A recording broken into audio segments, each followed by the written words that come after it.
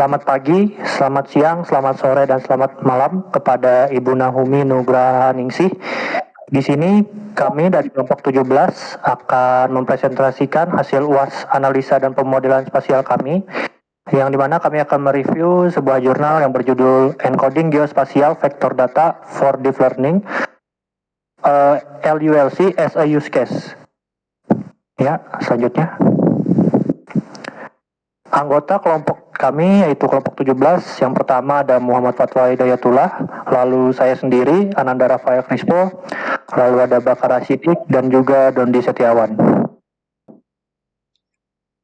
Baik, yang pertama adalah latar belakang dan permasalahan dari jurnal yang kami review, di mana penelitian pada jurnal berfokus pada pengembangan pendekatan baru untuk klasifikasi penggunaan dan penutupan lahan LULC atau Land Use and Land Cover, di mana data raster seperti citra satelit meskipun sering digunakan, tetapi terbatas dalam mendeskripsikan penggunaan lahan yang bersifat konseptual.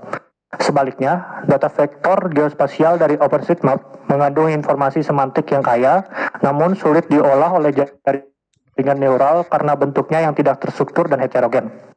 Lalu permasalahan utama yang didapat pada jurnal ini adalah tantangannya dalam mengubah data vektor geospasial dan semantiknya menjadi format numerik yang dapat dipahami oleh model deep learning.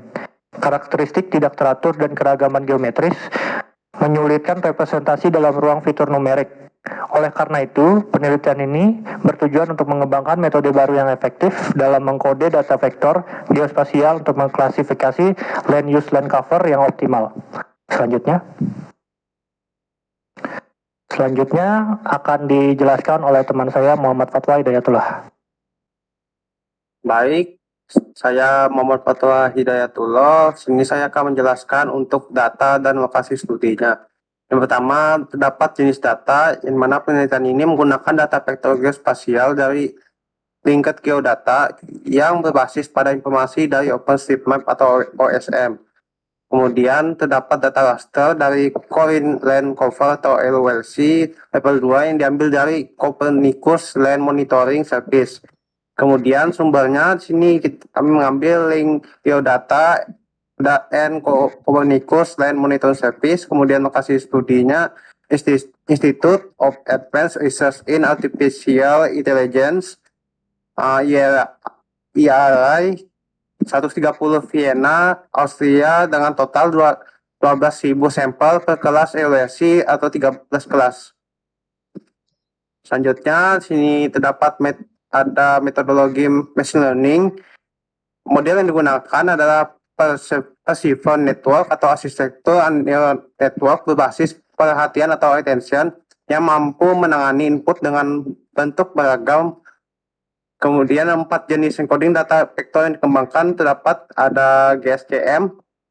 SCM itu melatih GSCM digunakan karena mampu menghitung statistik lokal seperti rata-rata, standar deviasi, jarak, dan azimut untuk tiap kelas objek, sehingga merangkum informasi spasial dan semantik secara ringkas dalam satu vektor fitur. Kemudian terdapat LGSCM, layar GSCM, di mana ini SCM digunakan karena memperluas GSCM dengan membagi area sekitar sampel menjadi beberapa cicing jarak sehingga menangkap distribusi spasial pada berbagai skala. Kemudian terdapat CGSCM, di mana digunakan karena menyajikan statistik GSCM dalam format channel wise, di mana setiap channel mewakili satu fitur untuk tiap kelas objek. Dan yang terakhir terdapat Cube encoding yang mana digunakan karena mengaplikasikan heatmap multi-channel yang mempertahankan distribusi spasial objek serta eksplisit dalam bentuk citra. Selanjutnya masuk ke langkah-langkah analisis yang mana pertama eksperimen 1 itu melatih perception network dengan berbagai encoding seperti GSCM, LGSCM, CGSCM, dan Cube encoding yang tujuannya adalah untuk mengubah data vektor geospasial menjadi format numerik yang dapat dipahami. Setelah pelatihan akurasi klasifikasi WLCE dievaluasi menggunakan validasi silang untuk mendapatkan estimasi performa model yang akurat. Selanjutnya, sini terdapat eksperimen 2 yang akan dilanjutkan oleh teman saya, Dondi Setiawan. Oke, di sini saya akan melanjutkan presentasi oleh teman saya, yaitu langkah-langkah analisis. Yang melakukan eksperimen kedua. Pada fokus penelitian beralih untuk menguji pengaruh kedalaman semantik atau ontology level terhadap proforma klasifikasi dengan menggunakan encoding terbaik, yang mana diketahui bahwa encoding terbaik adalah CGSCM. Dengan memangkas jumlah kelas awal, penelitian ini menganalisis dampak variasi granularitas semantik dan hasil klasifikasi. Selanjutnya adalah evaluasi yang digunakan. Hasil evaluasi menggunakan metrik seperti akurasi keseluruhan, precision, recall, kappa, dan confusion metric. Metrik ini memberikan gambaran tentang kinerja model dalam klasifikasi LULC, mengidentifikasi ketetapan dan sensitivitas, serta pola kesalahan klasifikasi yang terjadi. Pendekatan ini bertujuan untuk memahami pengaruh encoding dan kedalaman semantik terhadap hasil klasifikasi. Hasil dan evaluasi. Pada hasil ini diketahui encoding terbaik adalah channel GSCM dengan akurasi 72,31%.